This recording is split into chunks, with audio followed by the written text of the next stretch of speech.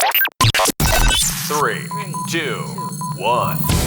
From Rapid City, South Dakota, and the Hardrocker Podcast Network, focusing on stories on and off the playing surface. This is the Hardrocker Huddle. Welcome into the 34th episode of the Hardrocker Huddle. Today my guest is Hardrocker Volleyball libero, Anna Thomas. How are you doing today, Anna? I'm good. How are you?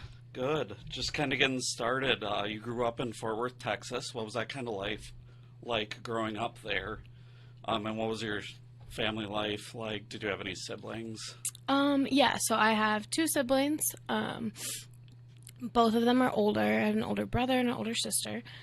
Growing up in Texas was pretty fun. I think, like, kind of the suburb/city life, always, like, having something to do, like sporting events or just, like, stuff to do with friends. I think it's a really cool place to be. Just, like, about my siblings, they are both teachers now. My parents are both teachers. So that's kind of what it was like growing up for me. I think academics was always a big part of our lives. Not, like, because they were pressuring us, you know, to be that way, but I think it was just kind of how it naturally came to be. And, like, I had my dad as a teacher in high school, and my sister was there for, like, 2 years while I was there. So I think academics was a big part of us growing up, and that's kind of made us into who we are now, I guess.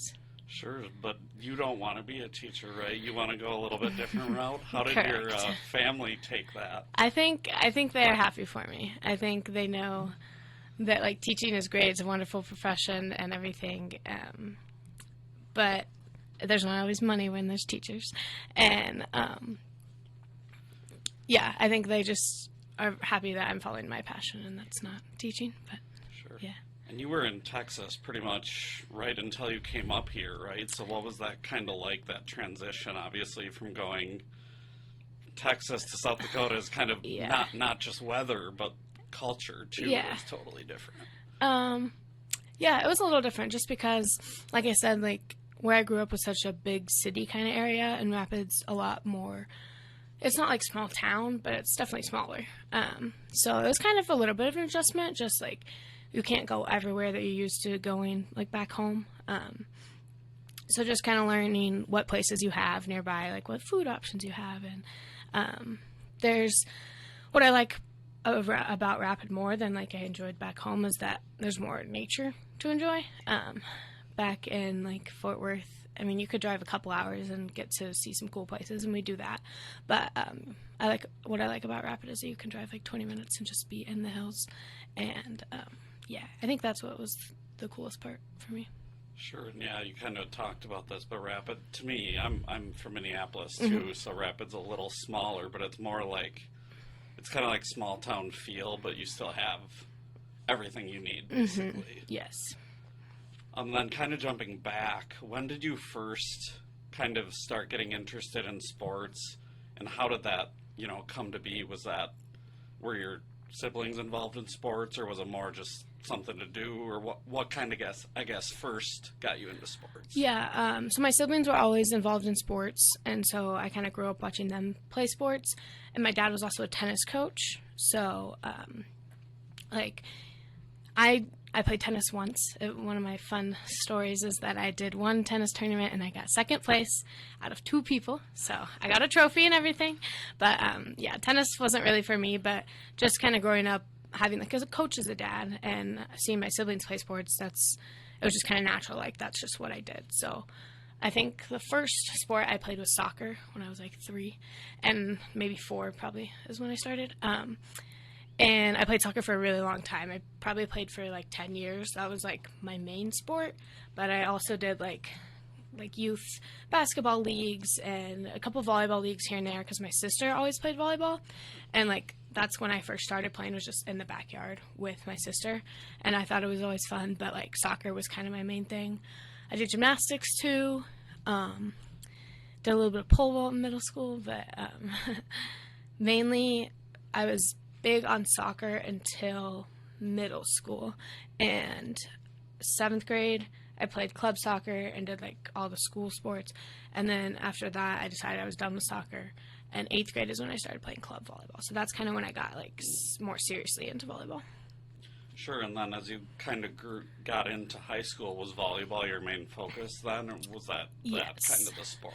Yes, so, yeah, I played soccer my freshman year of high school because, I don't want to say my parents made me, but we knew the soccer coach, and I don't know. So I played soccer my freshman year, and just to see if I liked it again, and I decided no. So after that, I only played volleyball.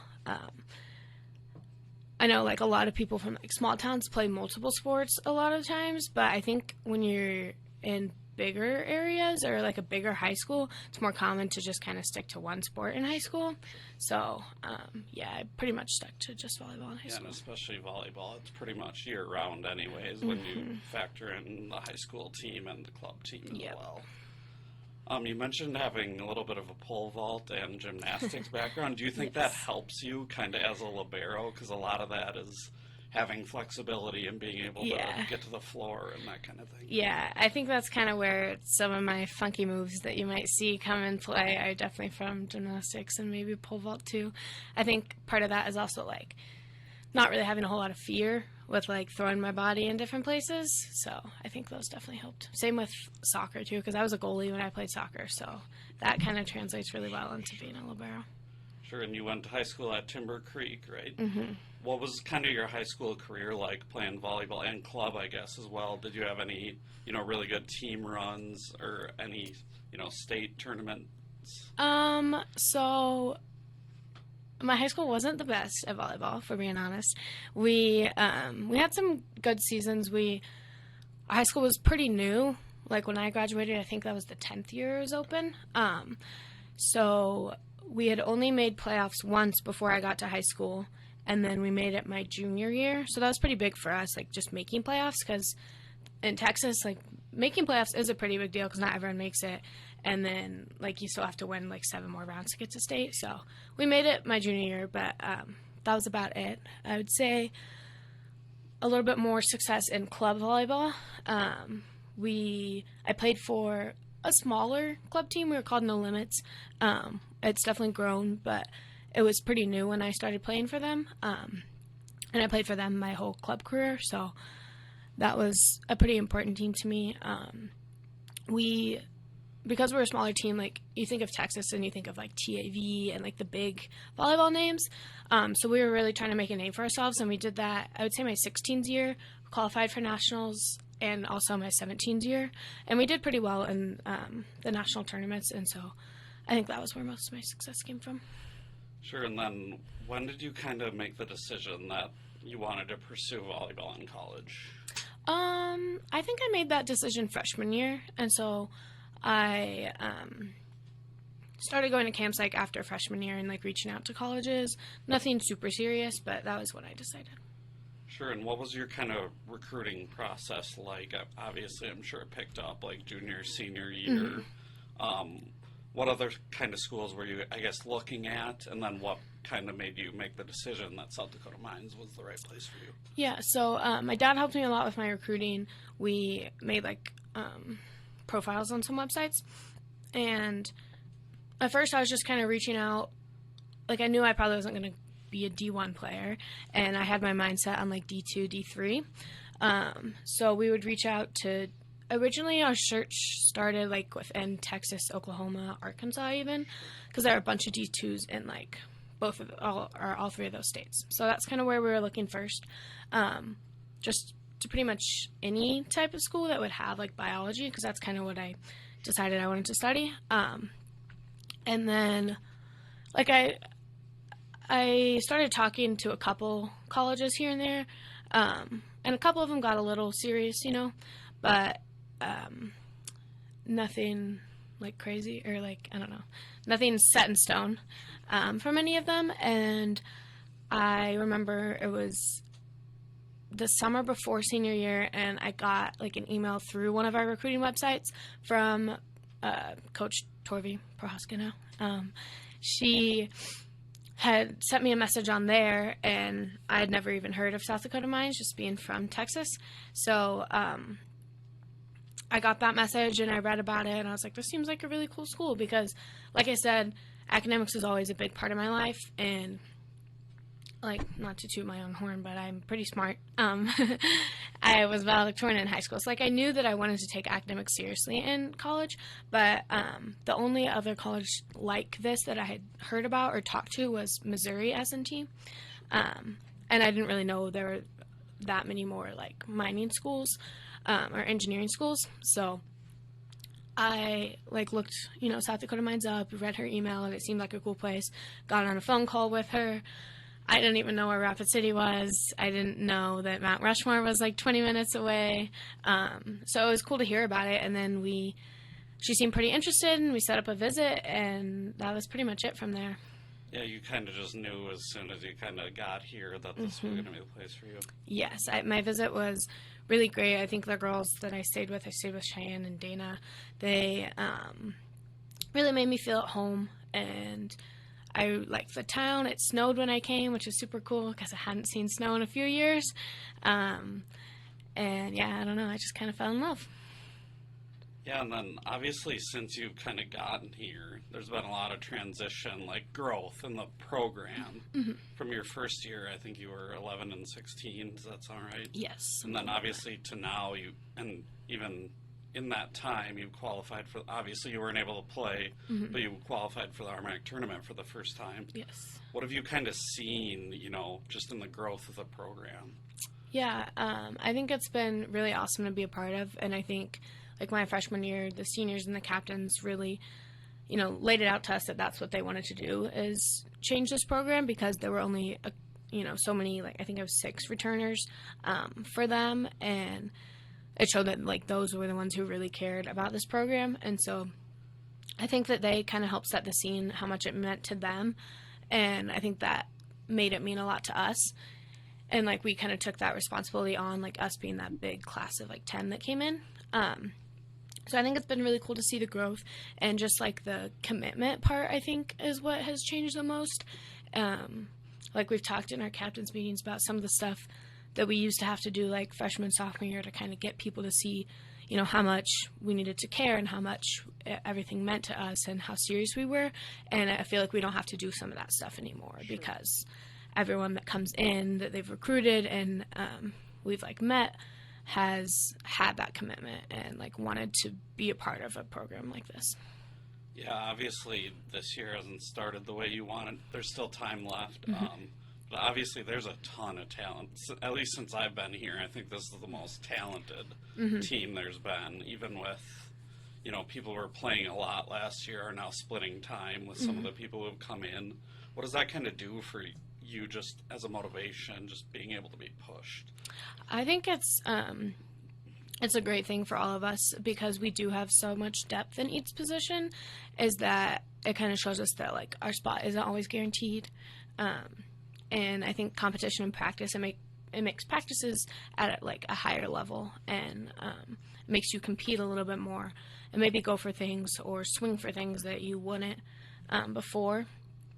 I think that with that competition, though, we have such great relationships with everyone on the team that we know that it's not like we're out for each other's blood or anything, but I think it's a really great thing. Sure, and what do you think you guys need to do to maybe sort of get back on the winning track and qualify still for the RMAC tournament this year? Yeah, we've talked a lot about, I think, our mindset, because I think it was not the most recent weekend, but the weekend before that, we came out of the gate like hot, both of our games. We won that first set, and then we feel like we get relaxed a little bit. So I think we're working on like obviously pushing ourselves harder physically, but mentally as well.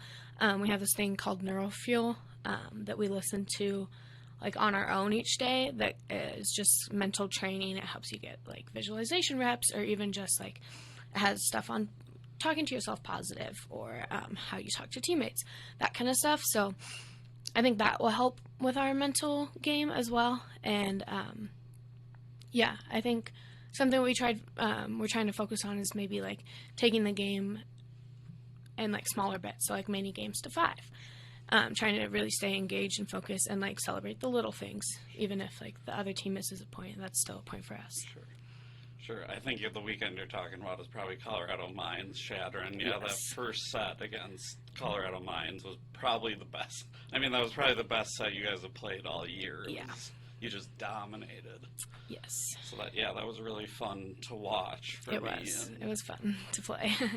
And just being able to see that you have that level against a team that's that kind of quality is a huge positive, even if you obviously didn't wind up winning the match. But just to be able to see that you have that level and try to get back to that more consistently is obviously big.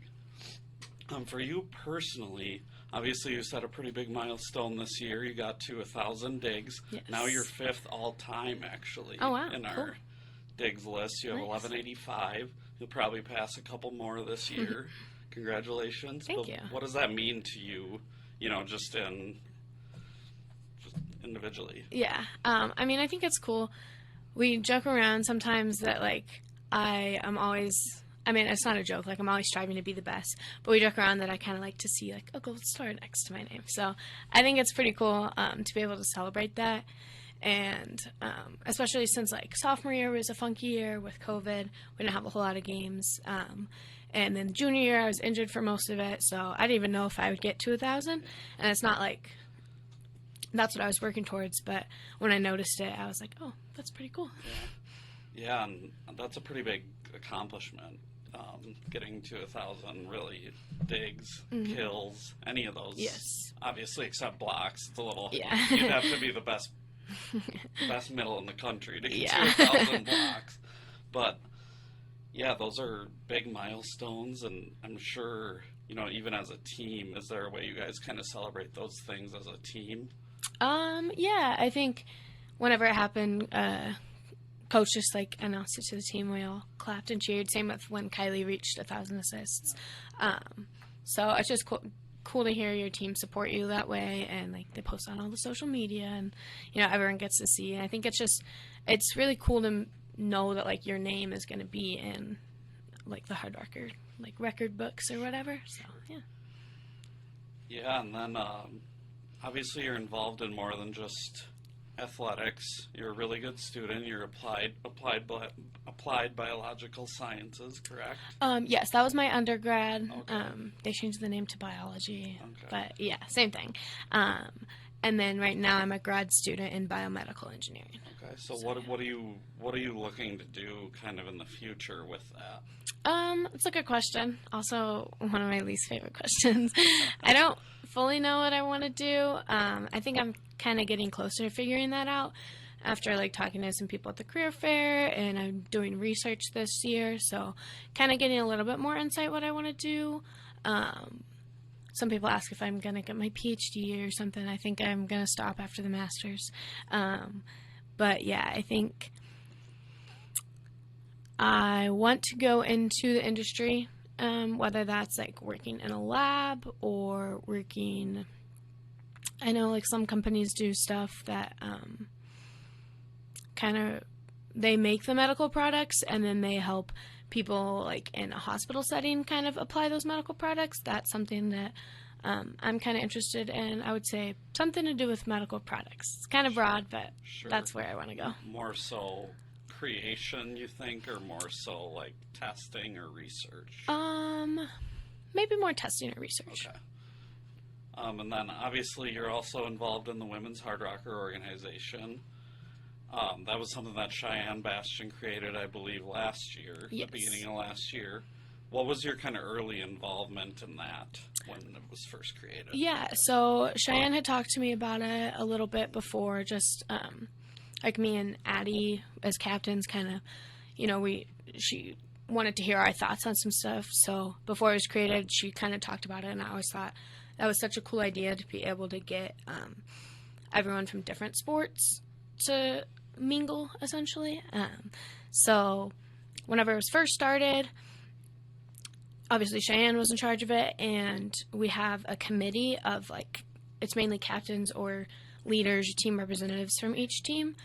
So we usually meet like once a month to kind of plan future events or talk about how we can, change stuff and that kind of stuff. But yeah, the idea is that we want to really like emphasize relationships across the sports because you spend so much time with your team, and sometimes you don't meet people from other teams. And then we also wanted to, the idea that Cheyenne had was also to, create leadership, because obviously coming from a school that has, it's a lot more even now, but even when I first started, the ratio of like men and women was a lot higher in favor of men, and just the industries that we're going into are pretty dominated by men. So she really wanted to push leadership and get us to be like strong women. Sure. And then what was it? Obviously, you're the liaison now. What was that kind of process like to be just, I guess, a member and then be put in charge, so to speak? Yeah. So it was a pretty like seamless transition. I think Cheyenne, because Cheyenne was in charge of it, I think the volleyball girls were a little bit more, or the volleyball captains were like a little bit more involved. And so I think she wanted to pass it down to someone who knew the vision that she had and knew what she wanted to do with it. And so we met and talked for like an hour, and she told me everything that she wanted me to do with it. She gave me like a little manual with how to do some stuff and what she wanted out of it, and just kind of passed it off to me. So you're graduating this spring, correct? Correct. So this will be your last year here. What do you kind of hope to achieve with the Women's Hardrocker organization this year, and where would you kind of like to see it go in the future? Yeah, so I think what I want to see out of it is just getting even more involvement. I think last year we had great turnout for some of our events, but even then you could kind of see, it was funny, like sometimes, the volleyball girls would sit with each other and the basketball girls would sit with each other, but it was great that everyone was showing up. So we really want to encourage more people to come to the events and like more mingling. So something that we're setting up, I'm in the process of kind of setting it up right now, is kind of a mentor program with the upperclassmen, so like seniors and juniors, and then the underclassmen. So every like senior or junior will get an underclassman or two based on the numbers outside of their sport, and hopefully within like a similar major. To just kind of be partnered up with. It's not going to be a very formal mentorship program, but that way you have someone else to contact. Say you need help in the class, or you just want to make a friend outside of, your sport, or you want to go get coffee sometimes. So, yeah. Yeah, and I know you guys kind of try to do monthly events. Mm-hmm. Have you done anything yet this year? I know we're still kind of early in the school year. Have you done anything yet this So year? our first event is actually tomorrow. Okay. It's on Tuesday. We're doing kitten yoga. Okay. The track representatives, Kathy and Cameron, they organized that. They reached out to the Humane Society and then like a yoga studio in town. So they're going to bring some kittens up, and then it's just going to be on campus tomorrow night. So, yeah. Sure, that's pretty cool, though. Yeah. Pretty unique. Yeah. So what is it kind of like, how cool is it to be able to just have, every month or however often it is, mm-hmm. having just a different sport, being able to lead whatever event you're going to do that month? Yeah, I think that's really cool. I think that's kind of the vision, is that for people who are attending, they see different people like in charge and like leadership positions. And I think the best part is like it's only like going to be like 45 minutes or an hour each time, and it's just kind of a place to come, especially like tomorrow, to kind of de-stress, do some yoga, or sometimes we'll, like last year we watched a movie for Halloween, and different stuff like that. So I think it's really cool just to kind of not take too much of your time away from homework and everything, because we are busy, but just to kind of relax and put everything aside for a little bit. And then we usually try and do like a leadership activity with every event too. So sometimes it'll get you a little bit outside of your comfort zone. So, yeah. Sure, yeah. It's really cool that you guys have taken that on, and even the start of that organization, just to be able to not only make those connections with mm-hmm. other sports, because you spend so much time with your volleyball team, whether mm-hmm. it's practice or on the road or mm-hmm. whatever it is. But, you kind of mentioned that women are definitely the minority in the fields that you guys are going into. Mm-hmm. So it's important to be able to have those connections when you graduate and be able to build those leadership skills. Exactly, yeah. You mentioned just how busy you guys are. How do you personally balance all of these things? You know, you're a volleyball player, some of those trips, you just went to Western Colorado. That trip alone is like 12, 13 hours. Obviously, you're helping out with the Women's Hardrocker organization. Plus, you were a 4.0 student in the spring. How do you balance that, and what do you have any hobbies? Do you have time for hobbies? And what else do you like to do when you're not doing schoolwork, volleyball, that? Yeah, I would say we really like to watch movies at my house. I live with 3 other volleyball girls, Deja, Tori, and Lily, so we watch a lot of movies. I think we do that sometimes while we do our homework, just to kind of not be so, like, I don't know, focused on that if it's something that you don't have to, you know, have your full attention on. So yeah, we're big movie people. We try to go on hikes sometimes. Like hike, funny because we hiked M Hill at the end of last year to see my name on the thing, and it wasn't up there yet, but it's okay. So yeah, I would say I also like to travel too. That happens more like during breaks, obviously with my family. But yeah. What are some of the places you've traveled to? So we went to, in high school, we took 2, they're like, educational tours kind of, through our school because, like I said, my dad was a teacher there who's a French teacher. So our first one was all over France, like Paris, Loire Valley, like Normandy. It was very cool. And then our second one, we went to like London as well, and then Paris again. And I would say a little bit of Germany. We went to Dachau. But my favorite part, I think, was Switzerland. So, yeah. Yeah, I've been to Germany and Austria, and I want to go back so bad. It's just... We briefly drove through Austria, so I count it on my list. It's so cool over there. And just, Very. Just the last couple of questions. You know, what do you see kind of your legacy as you know, wrap up your career here? Obviously, you've been a really good volleyball player. We mentioned you have 1,000 digs. You've been a big part of the Women's Hardrocker organization.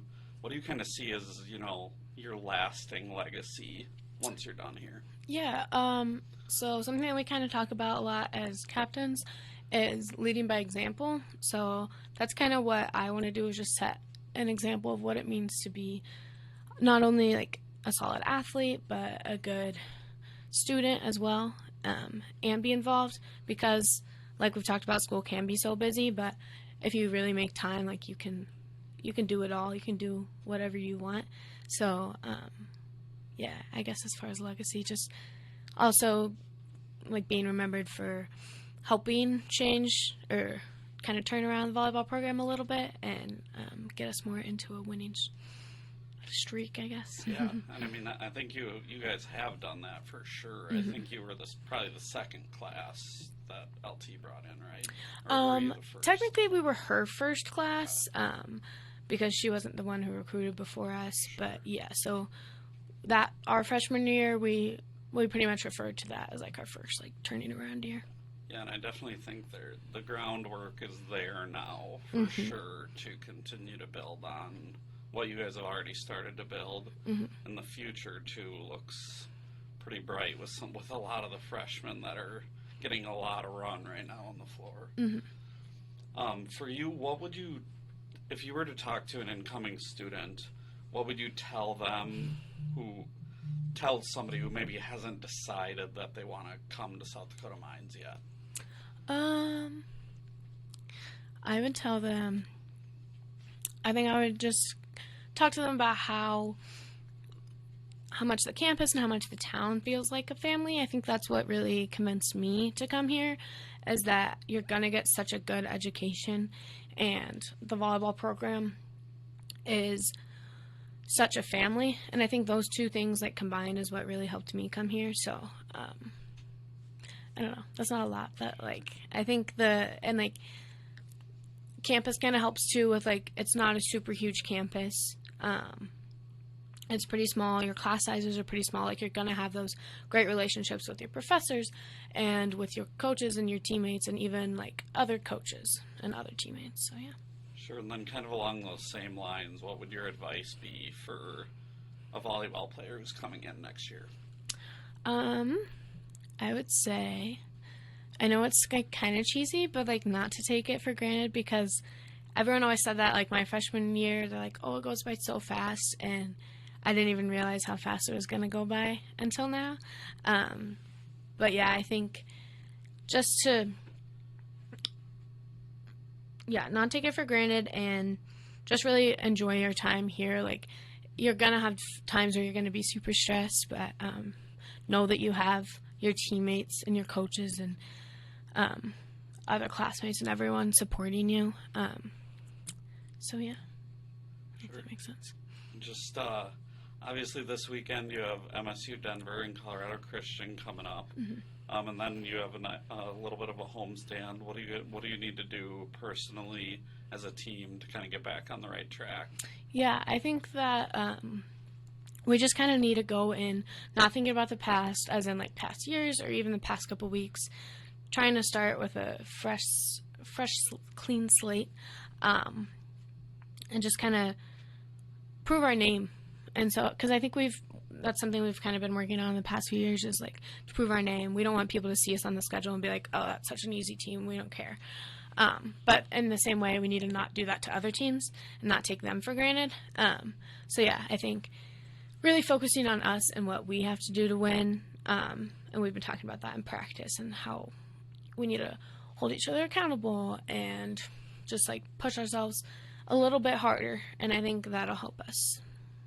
All right. Thank you so much for joining me today, Anna. Yep. This has been the Hardrocker Huddle. My name is Josh Van Valkenburg-Gernert, signing off. Thank you for listening to the Hardrocker Huddle with host Josh Van Valkenburg-Gernert. Follow on Apple and Spotify.